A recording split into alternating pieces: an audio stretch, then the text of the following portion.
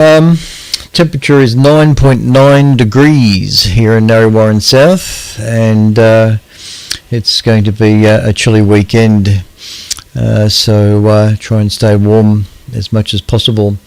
According to my YouTube stream, I have been able to reactivate that, so I'm back up on YouTube. Just search VK3CSJ in the YouTube search engine and look for the live indicator, and one of those will be good. And we should be back up on Discord now too. I'll just have a quick check. I can see the Cassiopeia is logged in. G'day Cassiopeia, and anybody else that's happy to log in, please do. We also have an active email address, vk3ekh@gmail.com, vk3ekh@gmail.com, and a very pleasant good evening to John De Kaiser, I think, who's tuned in and listening as well. One of the long-standing members of the radio astronomy section of the ASV.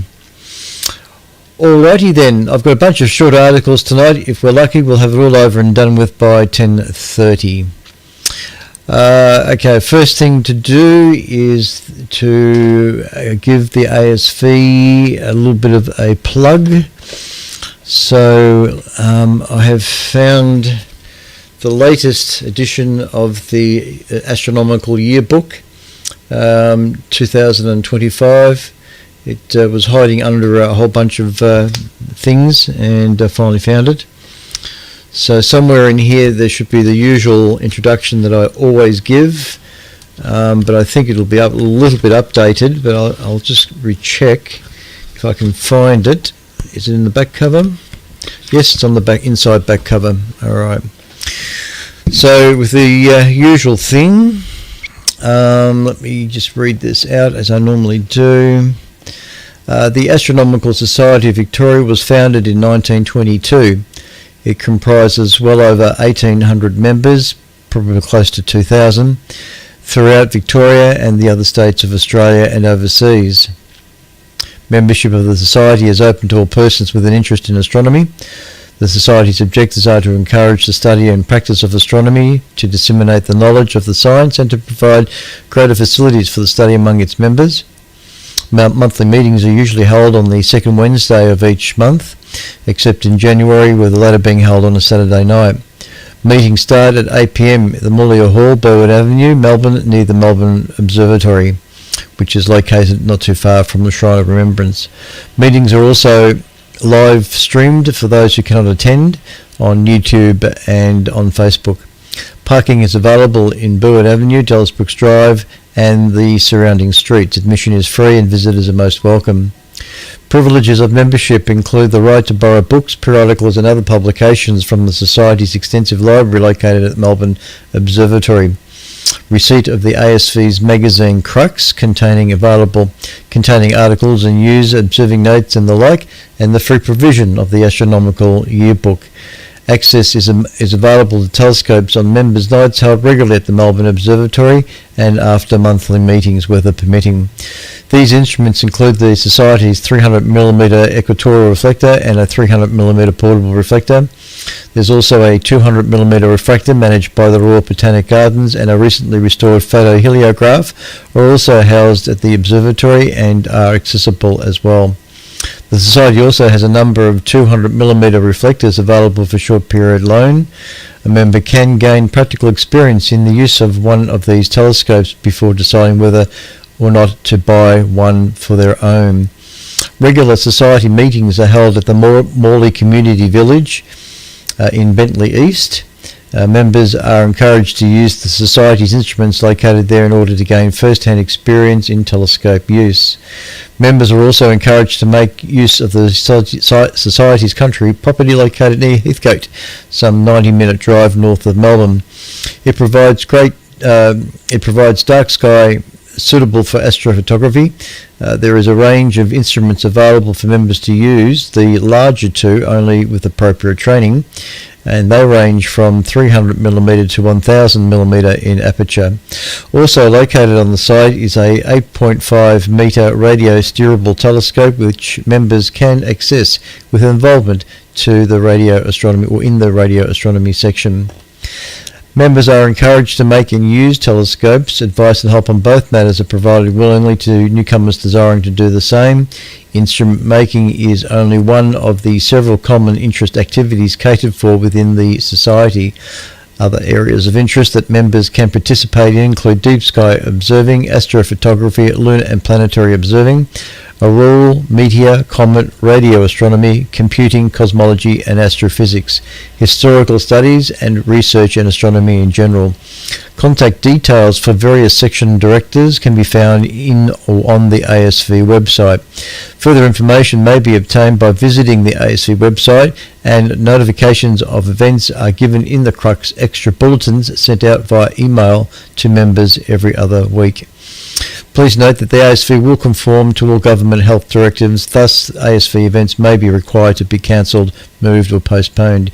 If you wish to write a letter to the ASV, address the envelope to the Secretary, Astronomical Society of Victoria, GPO Box 1059, Melbourne, Victoria 3001. And the ASV website is asv.org.au. That is www.asv.org.au,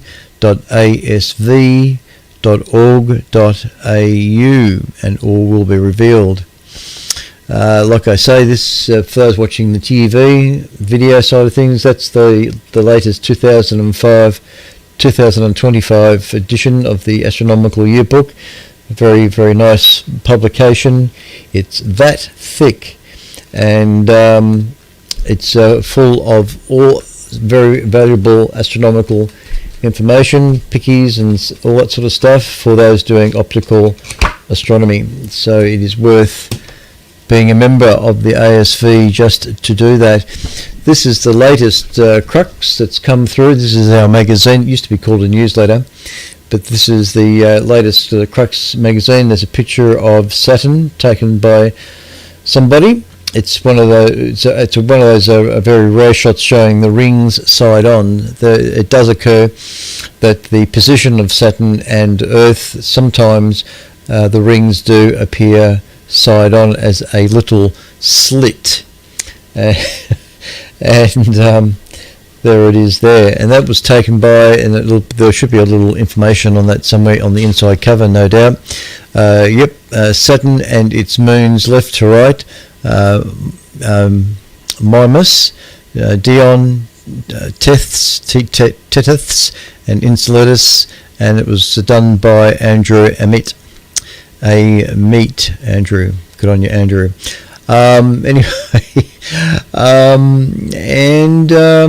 There's a picture here. I've only just taken this out of the plastic cover, so I haven't really studied it yet. But I see there's a nice picture of the of the Great Melbourne Telescope. That's an old black and white picture, which I'll hold up to the camera so you can all see. And if the camera just focuses, there we go. That's the Great Melbourne Telescope as it was in Melbourne being built. That was for some reason I'm not totally aware of, but that was moved to Canberra, to the astronomical site up there at Canberra on the hill, and then it was virtually totally destroyed by bushfires a few years ago. And there was a great plan hatched to restore the telescope, so all the metal parts that hadn't been melted were returned to Melbourne, including the crosshatch section that you see at the front there, the cross-hatched metalwork. All that was recovered, and for the last few years there has been an attempt to rejuvenate the telescope back to practically new. And as far as I know, most of that is now being complete, and I think it's been shipped to I've got a light here, it's flashing at me on the side, I don't know why it's flashing. Anyway, has been moved to the Science Museum at Williamstown, that area. So very, very soon that telescope will be open or available for the public to actually view up close and personal. to have a look at it. And at some stage in the future, it'll be put back to its original location at the house of which it used to be in the area of the Botanical Gardens. We'll keep you informed on when that occurs. Just looking at a few, there's quite a large pictures, quite a number of pictures here taken by people, astrophotography pictures, in this month's Crux. And it's actually titled Astrophotography and the Power of Collaboration by Ryan Fritz. And there's quite a few decent pictures in here taken by astrophotographers. Oh yeah. So some very stunning pictures in here. So for those that are watching TV, I can just quickly hold up the magazine and give you a bit of an idea. That's a shot there of Andromeda, and trying to keep the reflection off the picture, close up of it anyway. Sorry, this is getting tangled in the microphone here. So that was taken by, I don't know, I haven't read the article yet, so I'm not sure exactly what's going on. Here's a couple of other images of the Large Magellanic Cloud by Eddie Pang. Well, I think we all know Eddie. G'day Eddie, if you're listening. I doubt it very much. These are some of the images that he's taken. Eddie Pang is amazing, I'm just trying to get the camera right here, amazing photographer, as you can see by the images here that he's taken. Absolutely stunning stuff.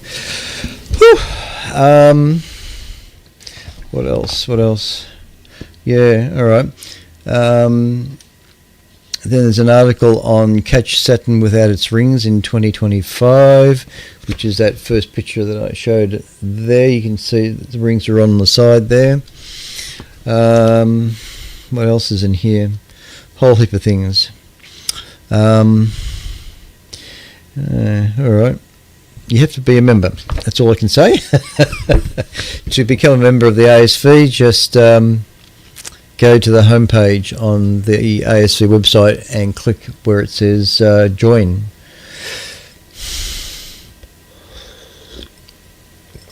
Oh dear. Alright. Now, next thing I was going to talk about, trying to move along at great pace. It's taken a while for this to come out. I don't know exactly why there's been a bit of a delay. I'll just bring up this image. I'm still streaming on YouTube and still on Discord.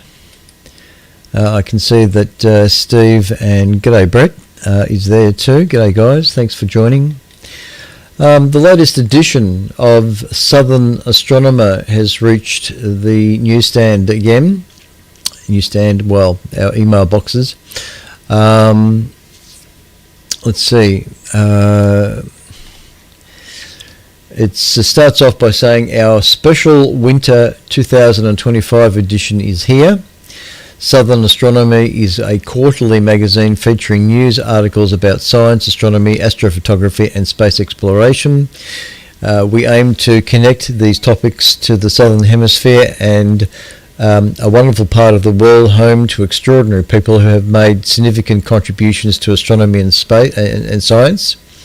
In our special winter edition, you can read about David Malan, a photographic scientist. A photographic scientist. Wow, I haven't heard that term before.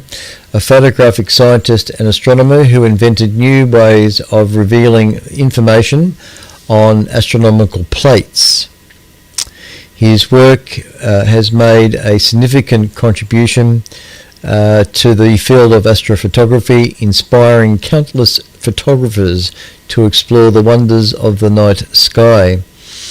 Read about the life and death of Henbury meteorite, which impacted in the Northern Territory about 4,700 years ago.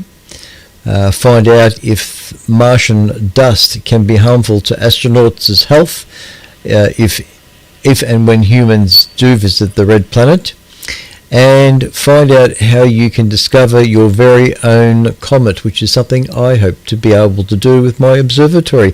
You think I can do that, Stephen? I don't know, but I hope so. I'll be really keen to do those experiments. Plus loads more. Thank you for your support, the Southern Astronomer team. So, yep, on the screen at the moment is the latest face cover of it, and the email, or I should say the URL for Southern Astronomer magazine is www.southernastronomer, all one word, southernastronomer.com, and I think there's a fee involved in being able to register on that and all that, and get that copy and all that sort of stuff. So it's been a while since I've explored the website. I know I mentioned it probably about 6 months ago, but we haven't seen much coming out. So this is the first one I've seen in a while. So southernastronomer.com for how to download this latest edition, which looks quite interesting. I'm looking forward to having a good study of that over breakfast tomorrow morning. You're tuned to ASV Radio, VK3 Echo Kilo Hotel, the official station of the Astronomical Society of Victoria, with the regular Friday night broadcast coming to you from the studios in Narre Warren South. We're streaming on my YouTube channel, VK3CSJ. Look for the live indicator, and also on Discord. We have an email address, vk3csj@gmail.com, if you wish to send signal reports, please. Also coming up is VASTROC, the Victorian Astronomical, what's it stand for? Victorian Astronomical Conference, that's it. Something conference. VASTROC, it's slated for August 9th, the weekend of August the 9th, 2025. In fact, I've got a slide for that I can bring up, so you're not all just staring at me. There's the slide. And according to this email that came out just the other day, it's Saturday, August 9, 2025. Doors open at 8:30 a.m. Program begins at 9 a.m. The location is Eden Oak, Geelong, 20 Adams Court, East Geelong. So it's all happening down in Geelong this time.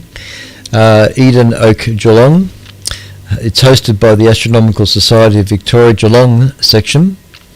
And there is some dollars that are needing for a day pass.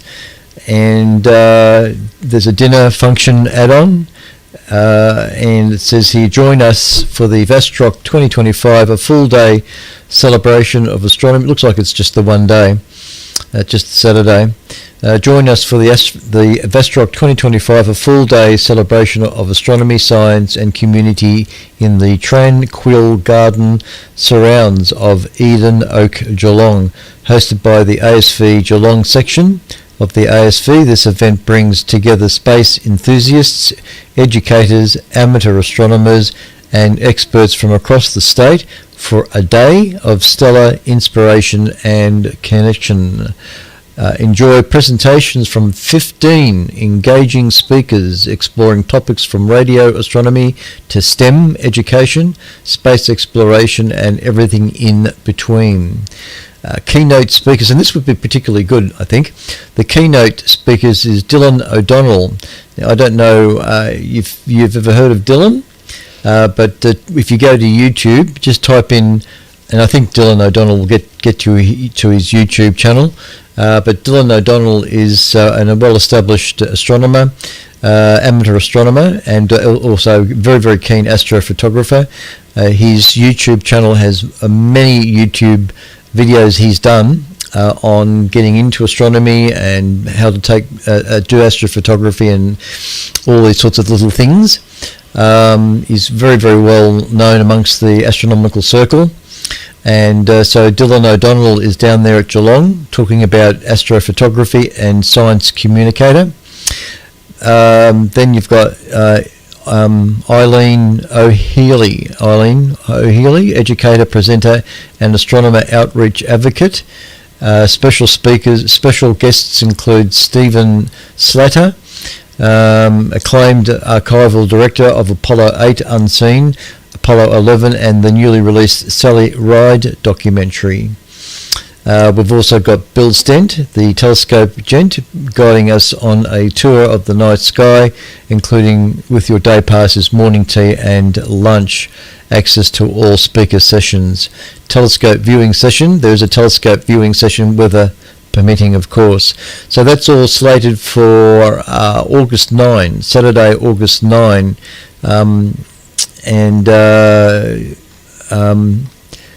Just visit the homepage of the ASV. There's a banner, a revolving banner that talks or has a link associated with Vastrock.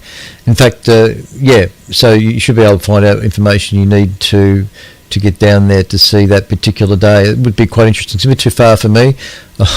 Geelong's like on the other side of the earth, so I don't think I'll be attending. All right, so that's Vastrock. I have done 2 Vastrock conferences in the past, talking about radio astronomy, so many years ago. You're tuned to ASV Radio, VK3EKH. Okay, we've covered that, and next is a bunch of short articles, actually, which is really good. That's the way I like it. Let me just go back to where we are. I'll go to camera 2, I think, this time. All right.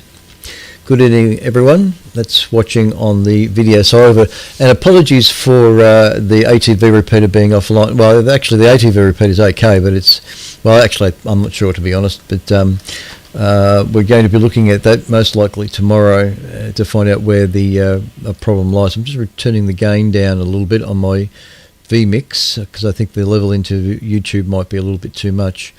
So I've just turned the gain down a fraction there on YouTube. Hopefully it'll be okay. Alrighty then. Next, let me just check my email. Make sure if there's any new emails that have come in. vk3ekh@gmail.com. We have an email from Steve, VK3HK. He says, yes, and those dearies couldn't hear me. Bloody hopeless, as well as detecting me on the that's the wrong email. There he is, just up the top here. There it is, yeah. YouTube at present isn't happening. Well, it's happening now. It's happening perfectly well. 3541 is blasting away. He says, I'll look at your company walk around tomorrow morning. Sleep now, cause Stevie is tired, little boy. All right, so that's Mr. HK. And we also have John De Kaiser, who says he's listening via the Kiwi SDR. Well, I wonder if Paul's VK3KH's SDR. All right, any further emails, please send to vk3ekh@gmail.com. Oh boy. All right, where was I now? Time is 27 past the hour, 26 approximately. Oh yes, Charles Messier. Again, this is very brief. It's just coming the way it is on astronomy.com, posted on June 26. June 26, 1730 was the birth of Charles Messier. Yep. Okay. June 26. Oh, and I've got a picture of the old boy here. Where is he? There he is. So here's Charles Messier, and that's spelt, by the way, as Messier. Messier. It's exactly how it sounds. So that photograph, or image, painting in fact, is Charles Messier, 1730 to 1877, was a French astronomer and comet hunter who compiled a catalogue of deep sky objects that were definitely not comets. Many amateur astronomers now use the Messier catalogue to identify the beautiful and easy to find targets. In fact, the ASV has every year they have a dedicated star party usually held in March. It's called the Messier Star Party, and in the past, usually the Messier Star Party was mostly associated with members only. But I do think that they now open up the Dark Sky site for the public to also join in. I believe, could be wrong on that, but I think that the Messier Star Party is now a public event as well.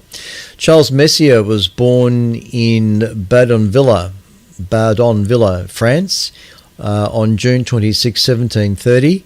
The 10th child of court bailiff Nicholas and his wife Francisco. His childhood interest in astronomy was stoked by comet Klinkenberg, I don't know how you pronounce that, in 1744, and the solar eclipse of 1748. And in 1751, he moved to Paris to become an assistant at the Naval Observatory. Messier developed into the foremost comet hunter of the 18th century, discovering 21 comets and observing 44 in total, and earning the nickname Comet Ferret from King Louis, what's that number, XV? I don't know, it's a Greek number, XV. What's XV? Don't know, the 6th maybe. Anyway, but this enduring fame comes from his catalogue of 110 not comets but deep sky objects, which he compiled primarily to avoid confusing these uninteresting entities with comets during his searches. Today, the catalogue remains an essential guide for amateur astronomers, including those who attempt a Messier marathon or observing all objects in one night. I hope when I get my observatory finally up and running that I'll be able to observe the majority of these Messier objects. I do look forward to having that task ticked off the box, ticked off the paper, or whatever it is. So yeah, that's how short that article was. But Messier was quite a fellow for his time, and in those days, of course, there were lots of discoveries to be made, and somewhere in my collection of astronomical books, I've got a book that's dedicated to all those that catalogue, Messier catalogue of the images taken. All right, back to me. Next is a article on, yes, now this is new. NASA's Punch mission captures stunning solar eruption images. Now, I've never heard of NASA's Punch, but here it is, NASA's Punch, P-U-N-C-H. It's sure to be an acronym. NASA's Punch mission captures stunning solar eruption images. Now, this is a really big image here of not the sun, but it's an area around it. We'll get back to the article in a minute. Where are these images here? Check this out. All right, I'll explain now what's going on. In this Punch mission video, it's actually a still image I'm showing at the moment, but I do have a video I'll run in a short moment. Still from late May to early June 2025.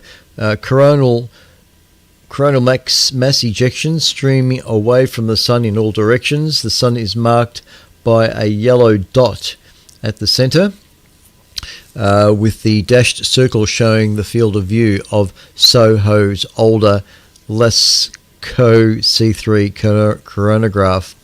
All right, let me just get into the article. At the 246th American Astronomical Society, AAS, meeting in Anchorage, Alaska, the first detailed images from NASA's polarimeter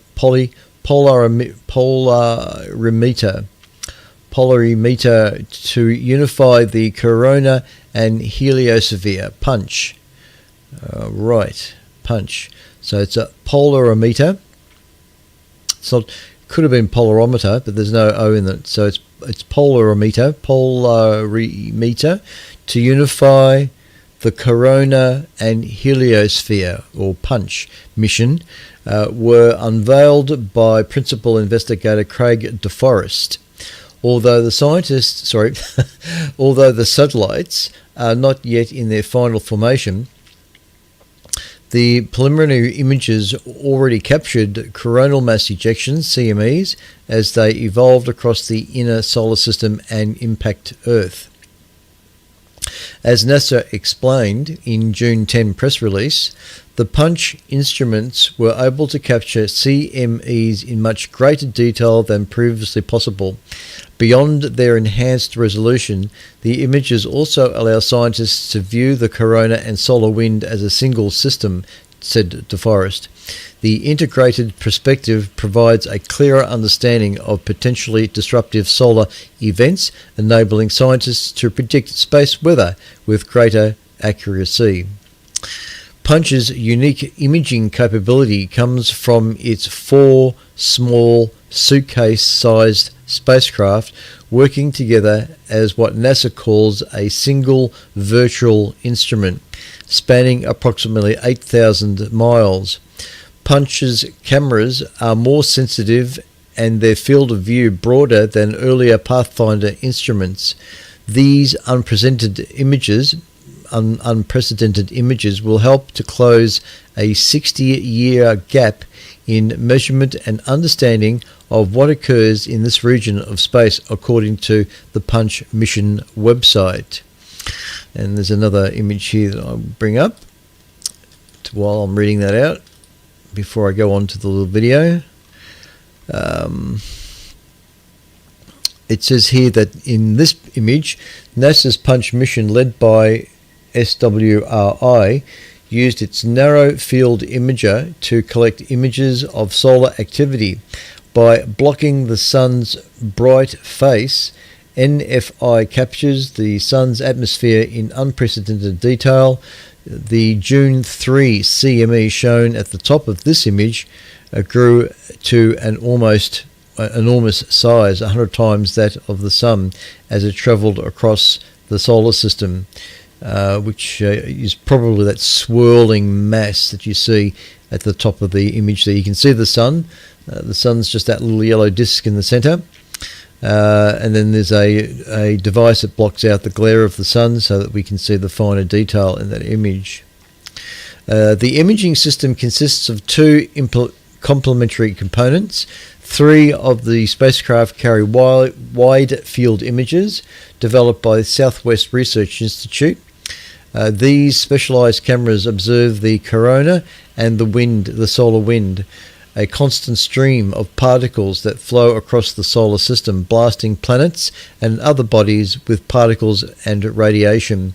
The 4th spacecraft houses the narrow field imager, a coronagraph that blocks the sun's bright face, allowing scientists to examine intricate details of the solar atmosphere, the directly observable outer part of the sun. While the wide field instruments provide the expansive view necessary to track CMEs across space, the narrow field imager, NFI, delivers detail of the CME's initial formation and structure as they depart from the sun. Stitching the images together into a video reveals how the CMEs evolve as they cross the inner solar system. And this is the next video or footage that I've got, and I'll just put that on a loop. So I hope there's no, I'll just kill if there's any audio there. So you can see it's all seems to be in the one date there. It's just over a period of 24 hours or maybe 2 days, 2 or 3 days perhaps.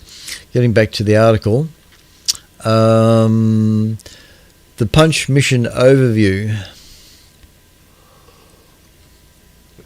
Launched into polar orbit on March 11, 2025, PUNCH's primary objective is to make global, continuous, three-dimensional observations of the sun's outer atmosphere and the inner solar system over its planned 2-year mission. This approach enables scientists to understand the transition of material from the solar atmosphere into the solar wind. By tracking the formation and evolution of potentially disruptive solar events like solar flares, CMEs, Punch provides data for developing more accurate space weather predictions. These predictions are vital for protecting satellites, communication systems, and explorers in space. The SWRI leads the mission and operates the 4 spacecraft from its facilities in Boulder, Colorado. The management structure includes NASA's Goddard Space Flight Center in Greenbelt, Maryland, with the oversight from NASA Science Mission Directorate at headquarters in Washington. These first images are astonishing, they say, but the best is still yet to come, says DeForest. As the spacecraft complete their final formation over the next few months, scientists anticipate even more groundbreaking discoveries, and it says here we'll be able to routinely track space weather in 3D across the entire inner solar system, DeForest stated. That will be quite interesting to see how that looks in a 3D image. At the moment, that image you're seeing on the screen is very 2D-ish. So can you imagine seeing that in 3D in some computer arrangement? It'll be quite amazing to see. Absolutely. You're tuned to ASV Radio, VK3 Echo Kilo Hotel, the official station of the Astronomical Society of Victoria. Next article at 20 minutes to 11. Today, June 25 at least, today in the history of astronomy, China's mission returns the first samples from the lunar far side. And we have a picture of Chang 6 resting on the surface of the moon. If I can just click vMix and get there. Where are we? Where is this image that they've got here? There it is. All right, that's Chang 6. A lovely short article. I do love these short articles. Anyway, the Chang 6 spacecraft with its extended sample collection arm was photographed on the moon by a small rover deployed from the lander. So that's an actual image of Chang 6 on the surface of the moon, on the other side of the moon.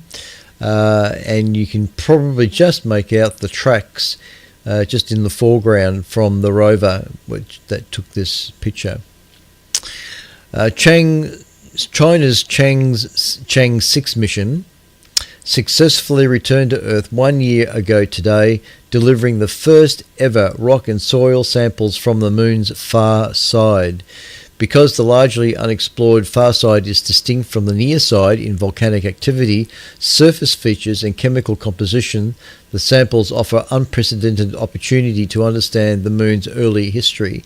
Analysis of the returned basalts, which are dated to approximately 2.8 billion years ago, is ongoing, but thus far has provided new details about the evolution of the moon's magnetic field.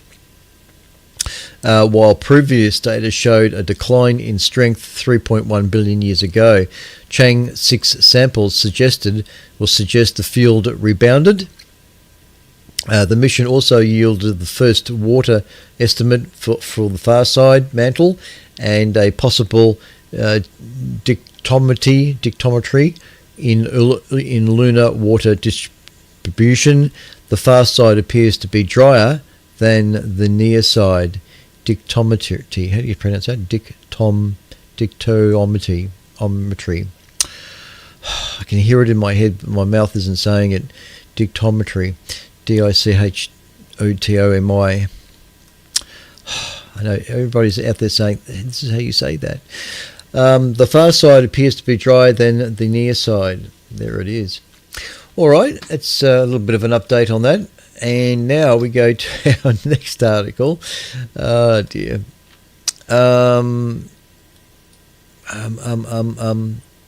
vMix. Just bear with me. Bear with me. Bear with me. I'm looking at something else. That's what's going on. This bloke. Do you all recognise this bloke?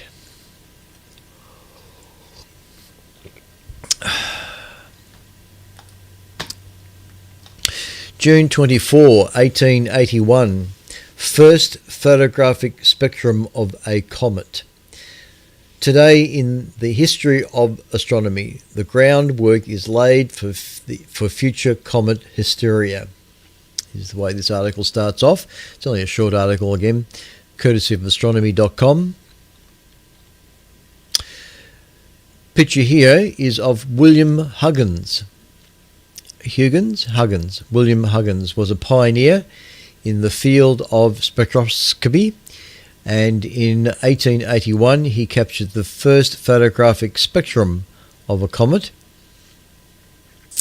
And it says here that on the evening of June 24, 1881, Sir William Huggins directed his reflector, equipped with a spectroscopic and photographic tools, and located in his private observatory in London, to the head of a comet 1881 the third, or 1881-3, whatever.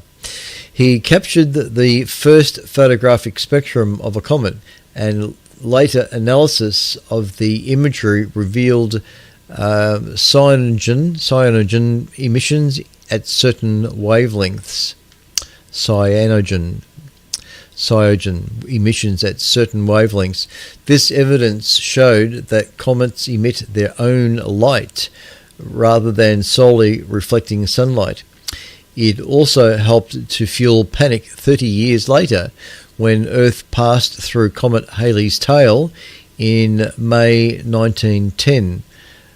Public fear mounted over predictions that the cyanogen gas could snuff out all life, leading to bizarre precautions like gas masks, comet protection, umbrellas, and comet pills. I actually remember an episode of the Time Tunnel where they dealt with that. I don't know whether you guys have ever watched the Time Tunnel. Of course you have. Anyway, there is one episode where the two scientists go back to a time where Comet Halley was appearing in the sky, most likely May 1910. And there were all these people going around with gas masks and umbrellas and taking comet pills. And they were trying to convince them that that wasn't going to happen. It was safe. Yes, I need to see that episode again. Anyway, enough of that. You're tuned to VK3EKH, the official station of the Astronomical Society of Victoria. Mamma mia. All right, next on this list of things. All right, now things are getting a little bit more interesting now. Courtesy of ScienceAlert.com. Smallest alien world ever seen, spotted by the James Webb Space Telescope in the stunning first, June 26, 2025. Let me bring up this image. Where thou'st is this image? There it is. All right, now where the arrow is, okay? Where the arrow is. JWST MIRI image of the TWA system. The exoplanet candidate is at 2 o'clock, where the arrow is. The two dots to the left are background galaxies. Okay, the article says here that James Webb Space Telescope has made another breakthrough around a newly formed star just 111 light years away. The powerful space telescope has officially discovered its first exoplanet. It's called TWA-7b, and it's the smallest world that humanity has ever directly imaged. TWA-7b is a cold gas giant with about a third mass of Jupiter, orbiting its red dwarf host star at a staggering distance of 52 times farther than Earth's orbit in the Sun. In our solar system, the distance would place TWA7b out in the Kuiper belt, far beyond the orbit of Pluto. The planet isn't the only remarkable thing here. So detailed are the observations that a team led by astronomer Anne-Marie Lagrange of the Paris Observatory in France has been able to confirm predictions about how planets form and their interactions with their environment. The discovery, the researchers say, demonstrates the promise of JWST, not just for studying exoplanets indirectly, but for finding and studying them directly, beyond the range other instruments can reach. The present results show that the JWST's Mid-Infrared Instrument, or MIRI, has opened up new window in the study of sub-Jupiter mass planets using direct imaging. Indeed, TWA7b, about 100 times the mass of Earth, is at least 10 times lighter than the exoplanets directly imaged so far, and planets as light as 25 to 30 Earth masses could have been detected if present. To date, nearly 6,000 exoplanets have been confirmed, but they're in the Milky Way galaxy. I'll say that again. To date, nearly 6,000 exoplanets have been confirmed out there in the Milky Way galaxy, full stop. That's pretty exciting, they say, considering how hard they are to discern. They're very small, very dim, and very far away.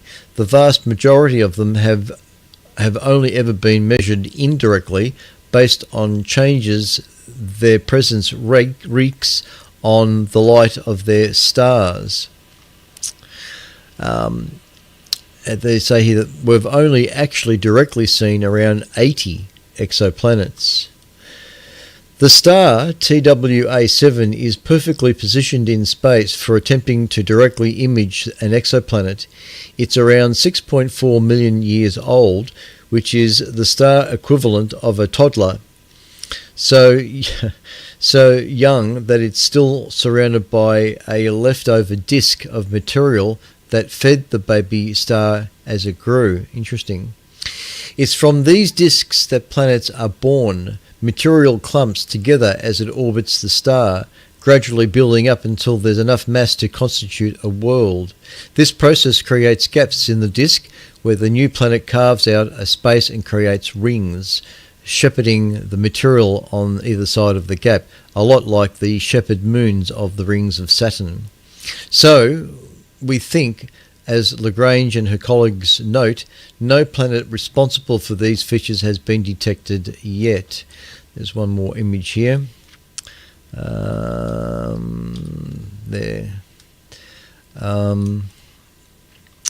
TWA7 is orientated in such a way that its pole is pointing at Earth. And that means that astronomers can see the full disk of material around it, divided into 3 distinct rings. Lagrange and her colleagues pointed JWST at this disk, looking to see if they could identify an exoplanet in one of the gaps between the rings, creating a cavity for itself in the material around TWA7. They say here that we detected a source 1.5 arc seconds from the star, which is best interpreted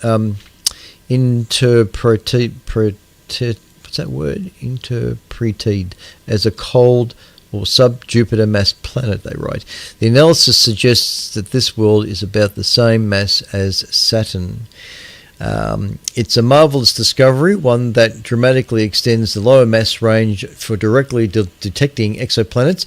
They say it's also possible that only searching the surface, the researchers believe that JWST is capable of observing worlds that are much less massive than TWA7b. The telescope is often used to analyse exoplanet atmospheres based on the way starlight changes when it passes through.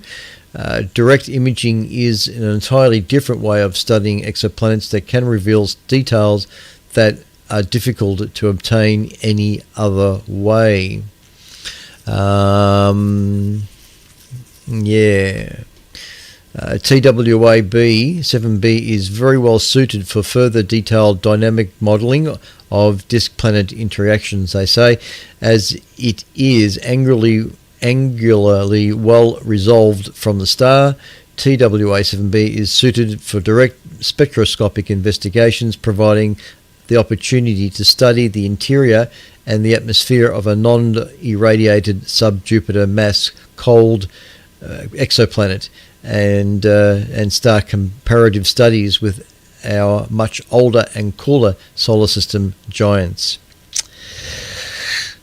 Well, there it is. The James Webb Space Telescope is doing some pretty amazing stuff.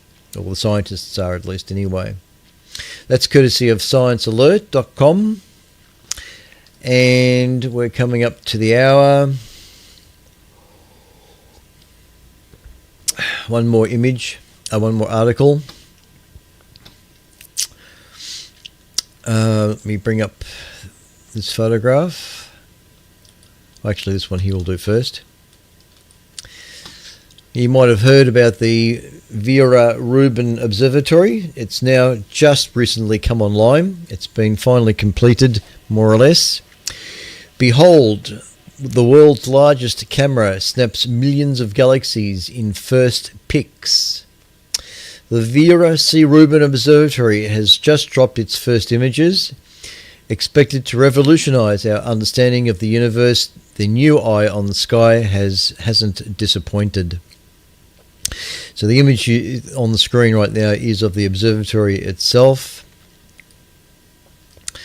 And the one image I've got here thus far, is this one. If I can find it, there it is.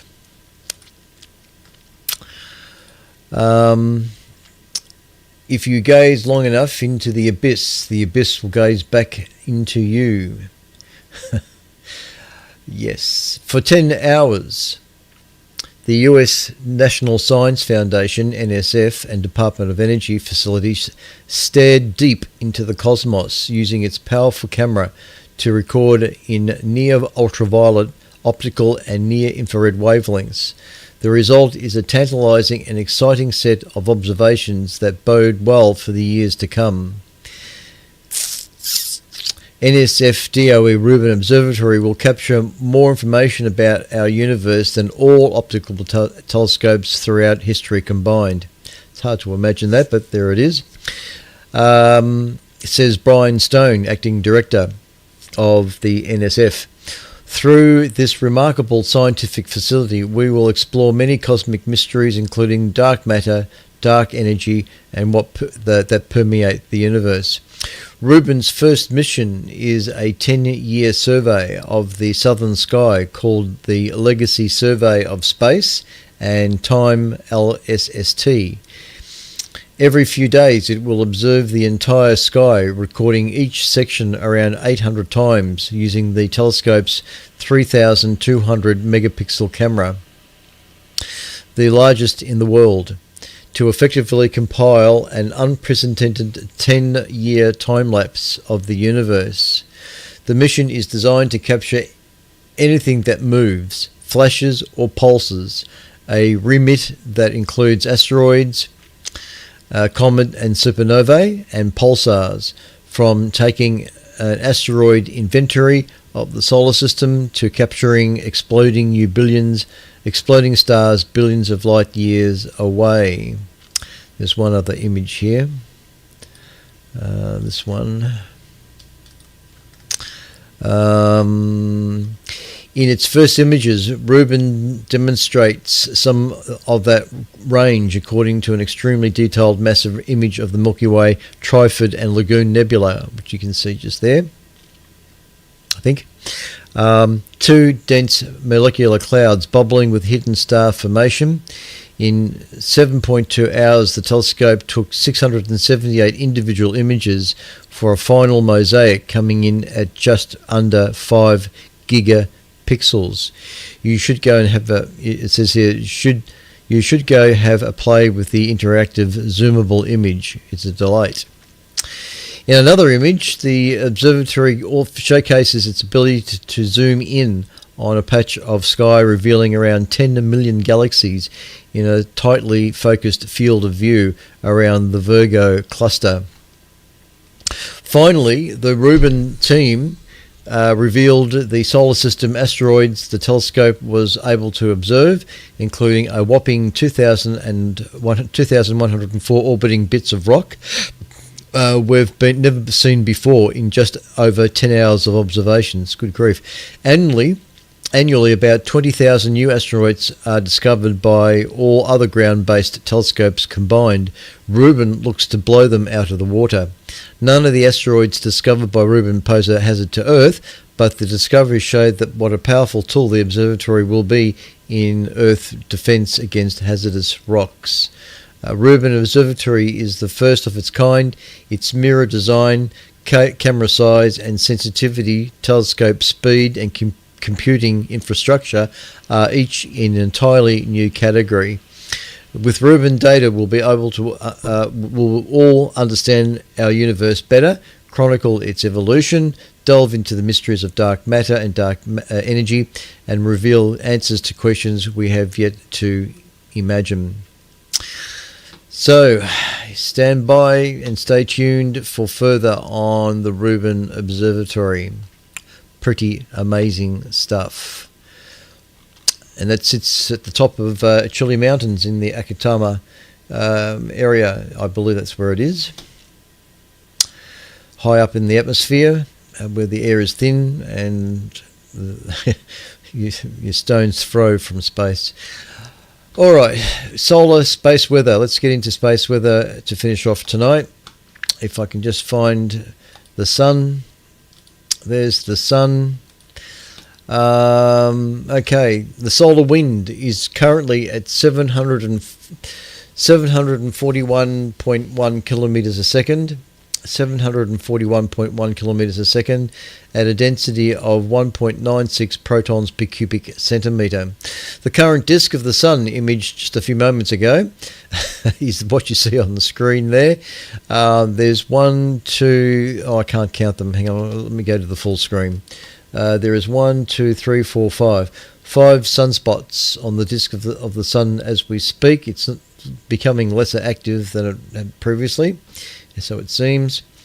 The current sunspot number is 91, and the radio sun, measured at a wavelength of 10.7 centimeters, the radio flux is currently at 117 solar flux units. The coronal picture is that one there, and once again you can see the coronal hole where high energy particles stream from those regions of the sun out into space. The planetary K index is currently 4, considered unsettled, and over the next 24 hours it'll be 5.33, considered a storm. So things are arcing up again. The Aurora Australis over the South Pole at the moment looks a bit like this, for those that are watching the video.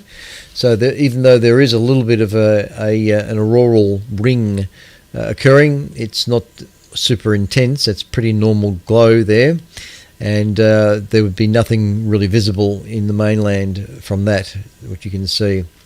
But that may change over the next 24 hours.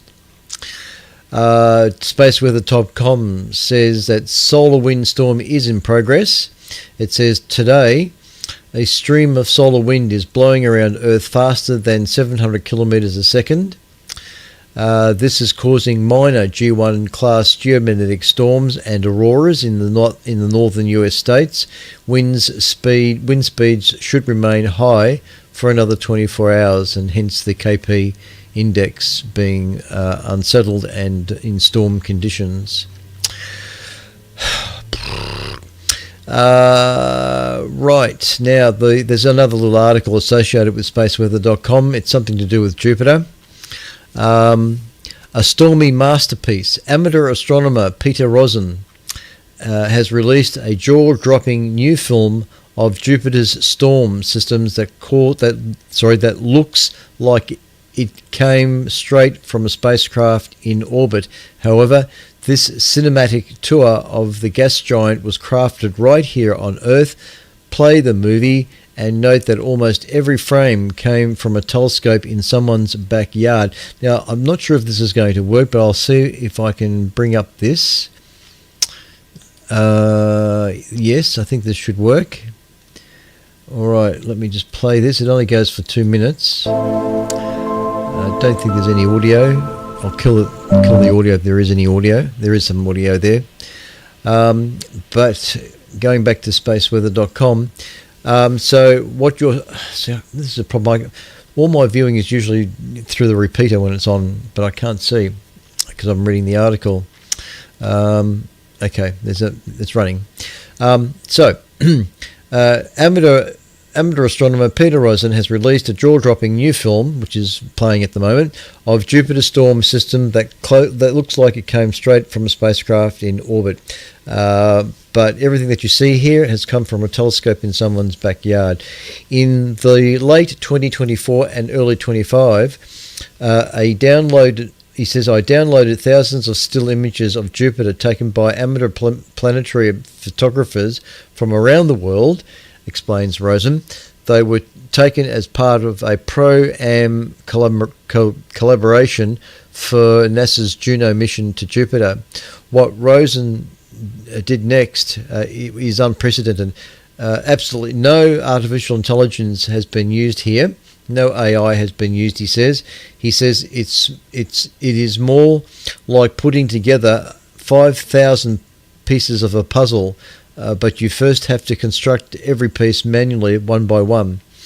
The resulting video tracks dozens of storm systems circling Jupiter over a 3-month period. A jet stream disturbance in Jan 2025 looks like a comet rampaging around the planet at 650 kilometers an hour while gobbling gases from nearby regions and leaving them with big scars, marvels Rosen. Yeah, and let me go back to vMix so I can see where we are. Okay, it's nearly finished. And there's one other image here. That one. This particular image, he says, this was a big revelation to me, says Rosen. In 2016, Juno found the cyclone surrounded by 8 smaller vortices.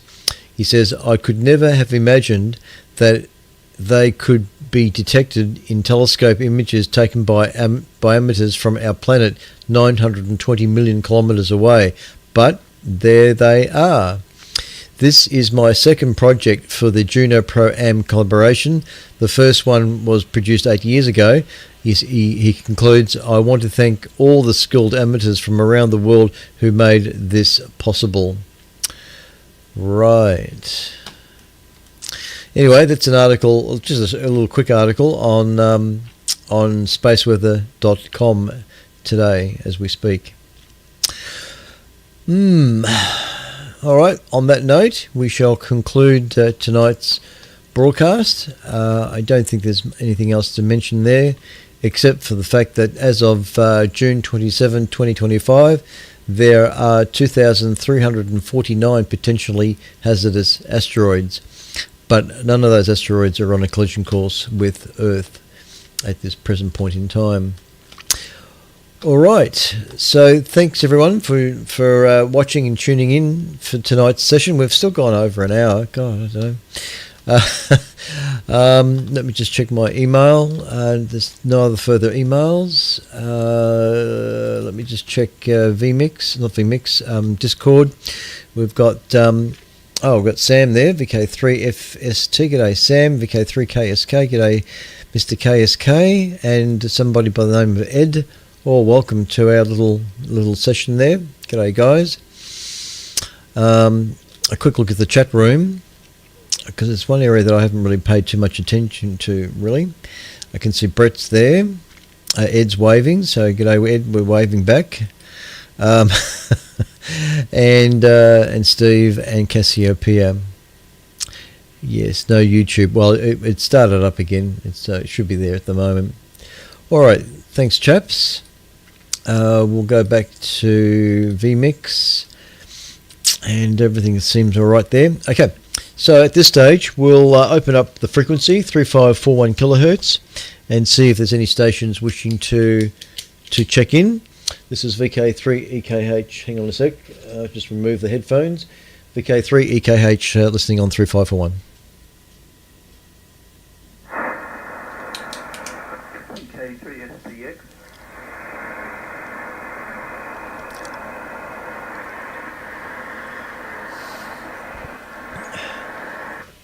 Right. I was writing down all those other stations. Apart from VK3SPX, is there any other stations wishing to check in? Who was that? I'm not sure. Did you get me there, Clint? VK3 Delta X-ray. I do now. I'm pressing a little manual PTT button in the very corner of this radio. Sometimes I hit the wrong button. Okay, so we've got you, Greg. Is there any other stations wishing to check in? So everybody's watching the footy. All right. Have a say, Steve. VK3 SPX, VK3 EKH. VK3 EKH, this is VK3 SPX. I thought there might be a few more people because there was quite a gang on Discord today, which was good to see. I arrived a little late. I was catching up on the episode of Murderbot, which I do every Friday night. Great show, that, Clint. I don't know if you're looking at that. So a few interesting as usual. Those exoplanets being able to be directly imaged. That's fantastic, isn't it? I think we mentioned this before. You can do the detection of exoplanets where the exoplanet gets in front of the sun and causes the light from the star to dip. You can do that yourself, but directly imaging it, that's pretty amazing, isn't it? Considering 111 light years away and you can still directly image it. It's mind-boggling, really, isn't it? Yeah, so lots of good stuff there. The image, the last thing you showed, the imaging of Jupiter, that was magnificent. Really fantastic effort there, showing the storm. That one you're showing at the moment, he must have somehow reorganised the data into a cylindrical fashion, because I don't think you can normally see Jupiter done like that. Yeah. There's been some complicated software to produce from the image from that perspective, and it just looks stunning, doesn't it? Yeah. All right. Yeah. I saw your thing on.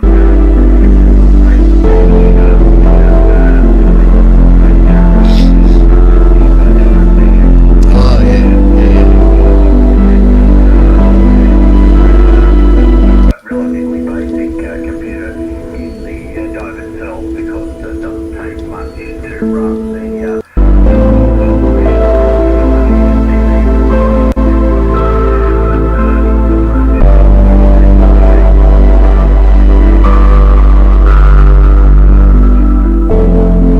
anyway, we'll talk about that later down the track.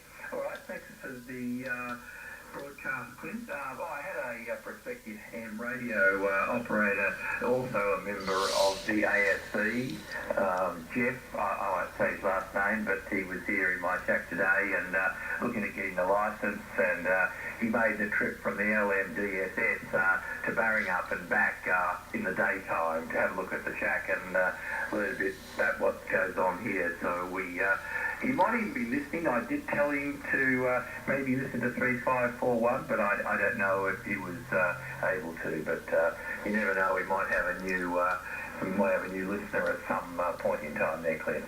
VK3EKH, VK3SPX. Yeah, thanks, Steve. VK3SPX, VK3EKH. Yeah, look, I thought I'd introduce myself to I don't know whether I've done it already on the ASV's Astronomical Astrophotography Facebook page. I know I joined up with the photography page some time ago, figuring that I'll inevitably be making use of it with my own images or questions. But I thought now that the dome is established, I thought it'd be interesting just to introduce myself to that group, and with an image of the dome. And I think at this stage there's been quite a few people that have liked it. But the as you say, the general aspect was to ask about what kind of computers people are using. And I think David Rolfe put a link to an Amazon computer, which interestingly enough is advertised on the Amazon page as for astrophotography, that sort of thing. You could use it for that. So I've still got that page open on my laptop at the moment. I'm going to get back to it and see if it's of any value, because it's a small, compact little device. It's not very big, but it sports enough USB ports, it seems, for what you'd probably want for a dedicated outboard, so to speak, computer for your attaching to your telescope. Or what do they call it? A rig, I think that's is the nickname for that sort of thing. A rig. Anyway, so we're still getting there. I'm still waiting for the metal pier to come from Sidereal Trading. I think the problem there is that Diego is the only fellow that machines this stuff, because they've got all the lathes and the appropriate metalwork machinery, part of AstroWorks. And between Diego and Mark Gascario, the president, they've been off building observatories in other parts of Australia. They've had a very, very busy schedule, and I think when they come back home, before going on to the next assembly, dome assembly somewhere, they've only got a few days of recovery and rest before they disappear off again. So between Diego and Mark and whoever else there might be involved, they're pretty busy. So, but I've had a quick email with Bill Stent. And I know I've emailed Paul, the owner of Sidereal Trading, just to get a bit of a feel for when the metalwork is coming, because I can't really progress much further until I get my pier, and I can bolt it to the concrete pillar and get everything sort of mounted. I'm just waiting on that, so I'll just be patient a little bit longer. But it is cold. I've been out in that dome at 4 o'clock in the morning so far, and I'm thinking, my God, who would be interested in astronomy? It's so freezing out here. So I'm really looking forward to being able to remote control everything, and be in the comfort of a room like this and do everything through the computer. That's the ultimate goal. Anyway, enough of that. But yeah, I'm looking forward to doing some exoplanet astrophotography as well. I know it can be done, the telltale dips in starlight and all that sort of thing. I'm looking forward to being able to do that, and look for comets. It'd be nice to be able to find a comet that nobody else has seen before, and I suspect that's possible, given what the Reuben Observatory is finding. But I might be a bit hard pressed, because Reuben Observatory is finding so many now that it might be a little bit of a trick. Anyway, we'll see. All right, thanks, Steve. It's across to Greg. VK3 Delta X-ray in Warrnambool. VK3 Warrnambool or Warrnambool. VK3 DX. VK3 yes. EKH. Yeah, good on you, Clint. They call it the ball, the B-double-O-L. If you say the ball, they'll know what you're talking about. That's the racing crowd there, Clint. And you know to Steve there too.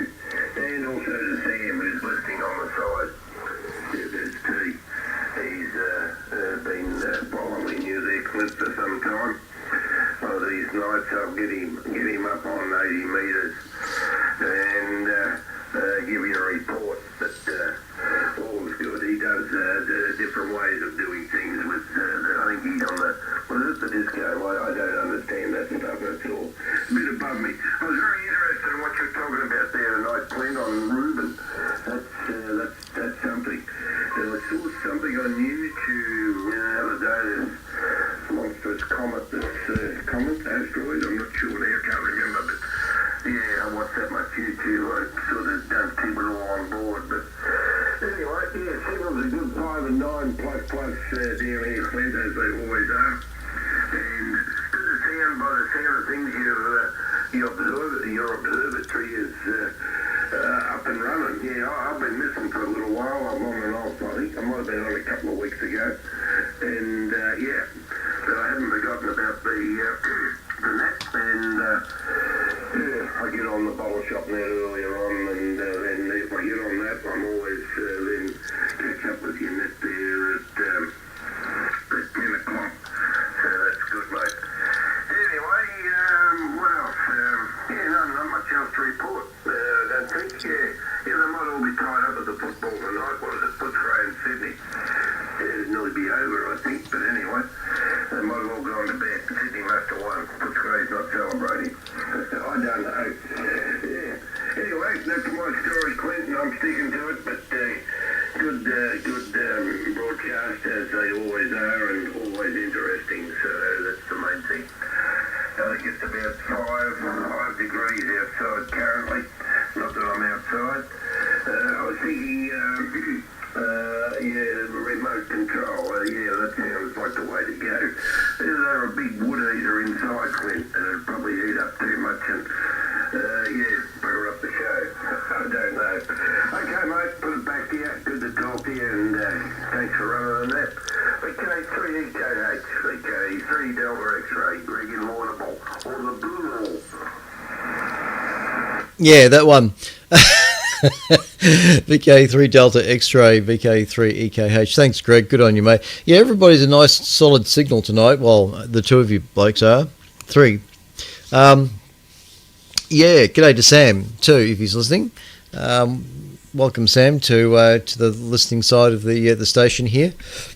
And you're more than welcome to send us an email to say that you're listening, VK3EKH. At gmail.com. Just go to the QRZ.com page, the QRZ.com page for the station, VK3EKH, and you'll find out a lot more information there. I've got a picture. I don't know if you're watching any video side of this, Greg, on YouTube or you're not on Discord, but I'm not sure if this is the comet you're referring to. I've got a picture. At least it's an artist's impression that's up on the screen right now. Now this is an article from sciencealert.com. A record-sized comet seen belching jets from surface as it heads our way is the title of this. A record-sized comet seen belching jets from surface as it heads our way. Just briefly, an absolutely gigantic comet is currently barreling into the inner solar system at full steam. And it says here, and we mean that almost literally. Astronomers have now detected big outbursts of carbon monoxide belching from its surface. Comet C/2014 UN 271. Bernardinal and Bernstein is the largest Oort cloud comet ever detected, spanning a whopping 137 kilometres wide. For reference, that's almost 14 times bigger than the asteroid that wiped out the dinosaurs. It's a little unsettling that something that big is currently hurtling in our direction, but thankfully it won't come any closer than the orbit of Saturn when it reaches its closest approach on the 29th of January 1931. So we haven't got anything to worry about. So yeah, that was just I don't know whether that's what you were thinking of or what you've heard, but there's I've got an artist's impression, which it could be anything, but it's up on the screen right now for what it's worth. Anyway, all right, enough of that. Okay. All right. Thank goodness for the internet. Anyway, thanks, gentlemen and ladies and boys and girls, and thank you for listening for tonight. It is cold, 9.8 degrees at the moment. I don't think it's going to get too much colder than that. But stay warm, and yes, I would love to have a live fire burning here. It's the one thing that I hope to be able to organise in the near future is a small fire. What do they call them? A little furnace thing. It doesn't have to be very big. What do they call them? There's a name for those things. It starts with K. Anyway, yeah. So I'm on the lookout for a small fire furnace thing which I can install in the barn somewhere. I don't know where it'll go, but my split air conditioner down the back, it's a 6 kilowatt air conditioner, is it struggles to try and keep this place warm. And anyway, I live in a barn and there's many holes and vents where air is getting in, so it is a little bit hard to keep the place right. It's why I figure a Canara, that's the word.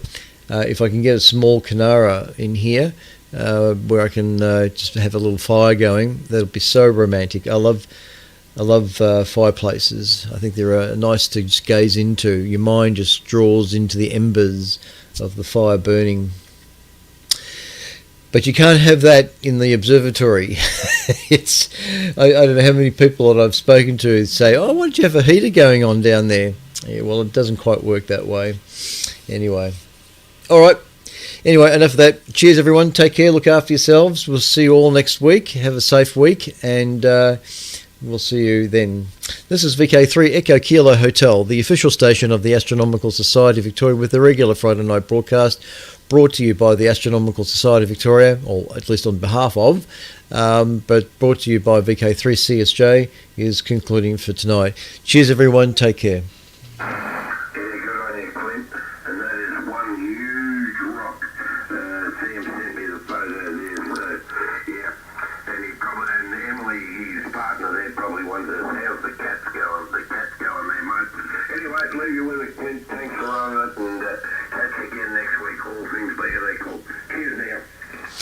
Yeah, so thanks, Greg. Yeah, the little pussycats are all okay. They got frightened earlier on tonight because the neighbours just over the back of us here launched some fireworks, and boy, oh boy, was that loud!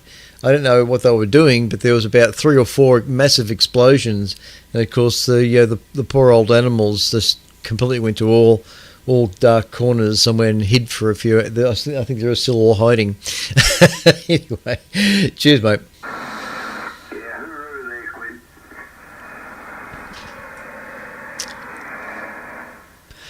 All right, cheers everyone who's watching YouTube. Thank you for watching and listening, and we'll see you all next week. Have a safe weekend, and hopefully next week we'll be able to have some video running through the Melbourne television repeater VK3RTV. Hopefully. Anyway, cheers everyone, and take care for now. This is VK3 EKH with VK3CSJ on the microphone, concluding the 2 streams, and we'll just fade into this asteroid.